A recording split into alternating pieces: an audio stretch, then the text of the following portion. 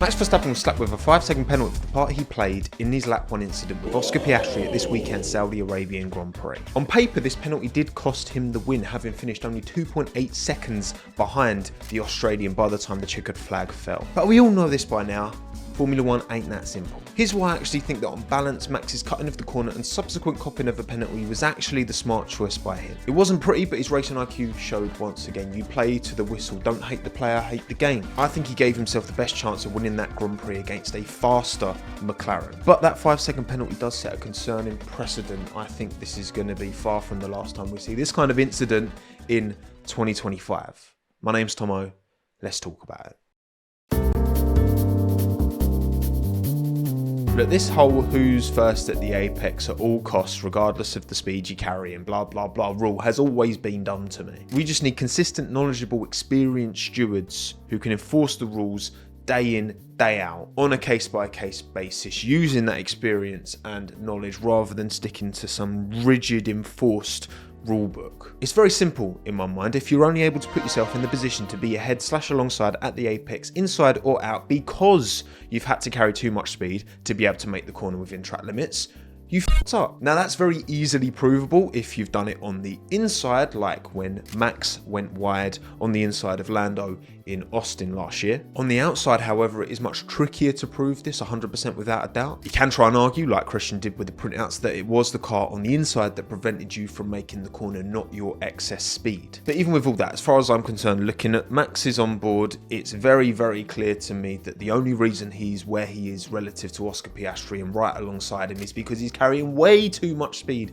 to make the corner and knows he can just cut it, plant his foot and drive off into the distance, and that's exactly what he did. It's a fair cop, it's absolutely merited. It would have been 10 seconds if not for the softness of lap 1, which meant he copped 5. And I think it was worth it for him. I do. I have very little doubt in my mind that Max and Red Bull would have discussed this exact scenario beforehand and weighed up the pros and cons of what to do. Obviously, the ideal way for Max is that he stays ahead, Oscar stays behind, out of 1 and 2, and probably wins the race. That is the dream scenario, but Max bodged the start, let's be honest. He got bogged down, Oscar got the jump on him. And the worst case scenario did almost play out, where Oscar convincingly gets ahead and Max leads out of turn 1 and 2, and Max is stuck in P2. That is the reality that Max would have faced if he had conceded the position in the corner, or if he'd have given the place, chosen with the team to give the place back after the fact. But of course there is a third way. Try your best to hold onto the outside of Oscar, around the outside, regardless of how fast you need to go to do so, and when you inevitably run out of road, just cut the corner, flatline it, and gain a good chunk of time on Oscar, who's actually taking the corner. You give the stewards the decision to make, but you make sure that you're coming out of that first chicane in P1. If you win the game of margins and the stewards think you're in the right, great, you're ahead, no penalty, job done. On the contrary, if you lose the game of margins, well, you get a 5-second penalty, but you're in clean air in front of everyone at the very start of the race, so there's no back markers in front of you. Wonderful, glorious Saudi Arabian streets for you to drive through with no filthy, awful, dirty, terrible, which ruins racing, air. We knew going into this weekend this was likely to be a one-stop race, even running a super soft tyre compound range. I don't know, I've heard contrasting opinions. I've heard people say they think Max had a better opportunity if he'd have given the position back. I don't agree. I think dictating the pace out front with clean air in a one stop as well, where there's not multiple pit stops for you to, come across back markers, people who are going long. It took a long time for Max to see anyone in front of him during that Grand Prix. This was a damage limitation play. Yes, Max had a bad start and got punished for it, but the next best thing is to take the 5-second penalty in P1 versus taking a 0-second penalty in P2. So what's the evidence I'm looking at here to come to this conclusion why I think Max gained more by being in the clean air with a time penalty than he would have lost in the dirty air? I haven't yet worked out the science behind alternative reality simulation. Not yet anyway. Okay, I'm working on it. We'll never know for sure, but I think we can take some very interesting learnings from a certain Mr. Charles Leclerc. He's a handsome fella, I'm sure you won't mind. Charles started on the medium tyres just like the other front runners. However, unlike the rest, he extended his opening stint much further on into the race, 10 more laps than Oscar, 8 more than Max. We can therefore directly compare Leclerc's pace in dirty air on those mediums versus clean air on those same mediums. Yes, of course, tyre deg happens, fuel burns off the car so they get lighter over time. I know it's not a direct perfect comparison, there is no such thing, but I'm trying my best here. Now, when Charles was in the dirty air at the start of the race, he was running behind George Russell, who pitted on lap 20, which gives us a good stretch of filthy laps between 5 and 20 to analyse. All data from f1tempo.com, as always, link below. For all 16 of those laps, Charles ran within the 1 minute 34 range, the quickest a 1:34.085, the slowest a 1:34.641, consistently running within a few seconds of George Russell on track and consistently in his dirty air. So then, what about after George pits on lap 20? Well, just look how the lap times immediately dropped from 21 onwards. In fact, Charles just kept getting faster and faster after he was released into clean air, putting the next 8 laps all in the 1:33 range, the quickest being his final lap before boxing a 1:33.368. I'd average Charles gained about 0.8 of a second in performance being in the clean air versus being in George's dirty air. So let's extrapolate those numbers and apply them to Max. Now, Max went till lap 21 before pitting, which gives us 17 laps to look at for him. 17 clean laps, which should have really been dirty laps behind Oscar. Well, if you take 0.8 off of 17 laps, that's over 13.5 seconds of time advantage potentially gained here. I know it's imprecise. I know probably George's Mercedes was actually slower than Charles' Ferrari anyway, so that was holding him up as much as dirty. I know there's lots of caveats. Okay, I get that. But even if we say half that time to like 7 seconds, I reckon that's a realistic number, a realistic figure as to the advantage that Max gained by running in that clean air versus running in Oscar's dirty air. Take the numbers for what you will, right? At the end of the day, I'm confident that it was worth more than the 5-second penalty. Absolutely. I do believe the McLaren was the quicker car on the day. If McLaren had been ahead, I think he would have opened up a much bigger advantage than the 2.5 seconds that Max built over Oscar by the time Oscar pitted on lap 19. In a way, I think we need to thank Max for making this a bit more interesting, because I think an Oscar domination borefest could have been on the cards if he'd have been ahead at the start. Now, of course, once everyone pitted, Max served his penalty on that second stint. The dirty air delta wasn't so noticeable because now race leader Oscar Piastri was having to lap people. He had traffic to navigate, he had cars in front of him more than Max did on that opening stint. Backmarkers create dirty air the same as anybody else. Again, Max did not have to worry about that. That's why that first stint in particular was extra beneficial to get ahead, because you're running in the cleanest air you're going to get all Grand Prix. And that's why it was a perfect strategic play in what is a very quali formula at the moment. And the reason it's a quali formula at the moment is because of the dirty air, man. My God, so annoying. Watch this video, by the way, if you want to know more about why dirty air is the problem in F1 right now and not the tracks. So they're knowing all this, and I think this is the crux of my concern. Will drivers be more inclined to take excessive risk, turn 1, lap 1, to get into P1 because they know the benefits of running in this clean air, in this formula as it is right now? Was a 5-second penalty the right penalty in the writing of the rules?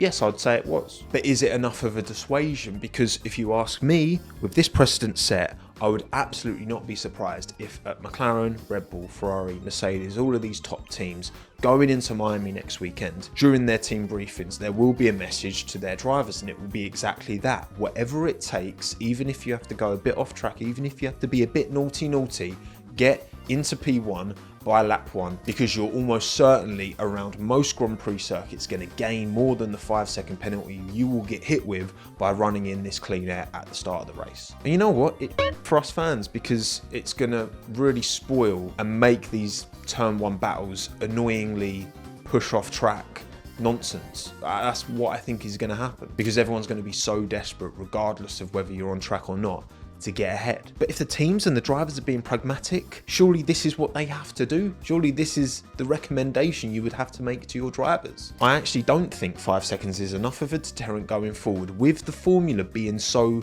bloody dirty at the moment. That's the problem, and this is a knock-on effect of that. It's creating additional problems, this inability to race close by. And sure, it will vary from track to track, but I think for most of the 2019, whatever it is, Grand Prix we have remaining this season, I think this is going to be the case, unfortunately.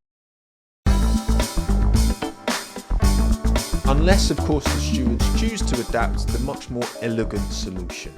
Just tell them to swap positions. This is an instruction that the stewards never choose to apply, and the main reason is that, teams try their best to do it in a strategic manner, okay? Do it in such a way that you technically give the position back, but then just lunge them straight away and retake it.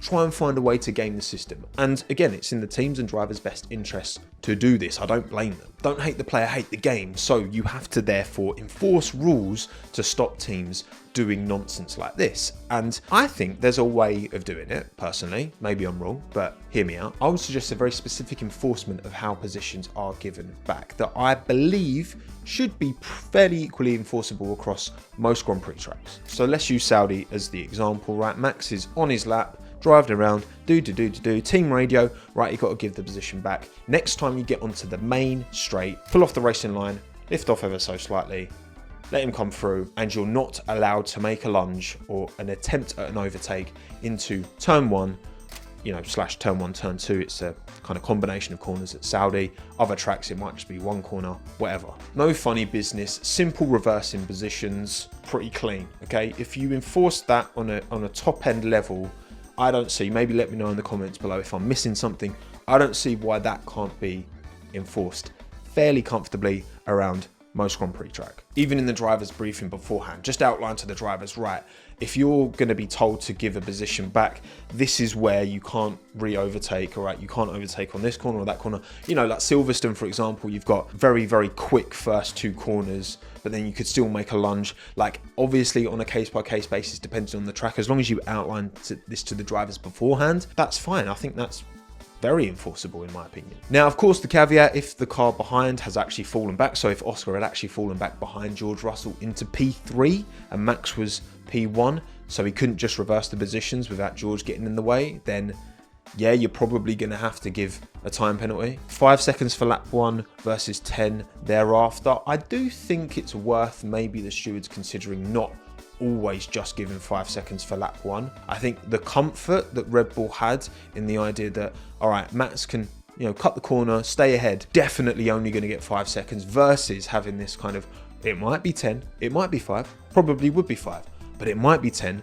That might do enough to prevent drivers from taking liberties if they know for a fact it's going to be 5 seconds versus they're probably going to 5 but maybe 10 if it's really egregious. But anyway, we can push for a system that enforces changes of position and penalties on track versus with time penalties and off track. I'm here for it. This start of the year, until Red Bull bring their round 7 Imola upgrade and the round 9 flexi-wing changes in Barcelona, it was always going to be damage limitation for Red Bull and Max, wasn't it? Do whatever you can to hold on to that title fight. Don't let the McLaren scamper off into the distance in what at the start of this season has clearly been the most competitive overall car package in qualifying, maybe to slightly less of an extent, but absolutely in the races. Give yourself a chance for those changes to come in, because maybe for the second 2/3 of the season, Red Bull could have a package on par, if not quicker, than the McLaren. Maybe. And here we are. After 5 rounds, Max finds himself P3 in the standings, but only 12 points off of the leader, Oscar Piastri. Max has done exactly what he needed to do. He stayed in the fight. Do I blame Max for kind of being annoyed about the penalty? No. He wants to win the championship. Of course he's going to be annoyed. Do I think at least part of the reason for his silence on the matter is because he knows it's a fair cop and there's no point complaining about it? I do, yeah, that's what I think. And is it Christian's job to literally do everything he can to back his driver's perspective, even if it's with cringe printouts? Yes, like, that's his job. Don't hate the player, hate the game. And with the top 3 split by just 12 points, things are looking absolutely scintillating. Of course, I think Lando needs this kind of week off, and look, he won his first ever Grand Prix around Miami, didn't he, last year? So maybe this is where he bounces back. I hope so for his sake, I really do. Oscar's looking on top of his game, seemingly unflappable, but he will have wobbles, I'm sure, and it'll be interesting to see how he bounces back from said wobbles. And Max, well, he's the best driver in the world. Let's be having you. Formula 1 right now is almost amazing, apart from that dirty air. But otherwise, we're good. My name's Tommo. Thanks again. Have a good one. Ta-da.